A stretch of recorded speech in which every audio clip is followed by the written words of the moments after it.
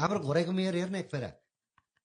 2 कार्यकाल भयो यार त्यो कट्टखलको बाटो पिच भएन कटहलको हो बाटो त पिस हैन 2 कार्यकाल भयो यार त्यो मान्छेले त्यो गर्न लागेको नाम चाहिँ नभनिहालौँ है अहिले दाङको नाम मेयर। के दाङको मेयर नौरलाल चौधरी कसले चिन्दैन यार सुर्केटाईको म लक्ष्मीपुरको उनी सुर्केटाईको मान्छे हैन आया हो। नाम घोराइको मेयर भनिसकेपछि अनि के नाम नभन्ने कुरा हुन्छ त्यस्तो चाहिँ भन्दा फेरि नौरलाल चौधरीजीको फ्यान फलोइङ एकदम धेरै छ हटाओ समीर। फ्यान फलोअर अनि हटाओ फेरि फ्यान फलोअर पहिलो कुरा हैन we don't care about the kin party तँलाई दाङ काम छैन फर्केर we don't care about the party Dang जान के दाङ नौरलालको दाङ हो र दाङ नौरलालकै हो नि अहिले त। कसरी हो नौरलाल दाई भनेको थाहा छ एउटा कुरा उम्, नौरलाल दाईहरू भनेको सुर्केटाईको हो क्या रामपुरदेखि उतातिरको अँ, अनि त्यो दाईहरू एकदम नौरलाल चौधरी थारू समुदायबाटको दाई होइन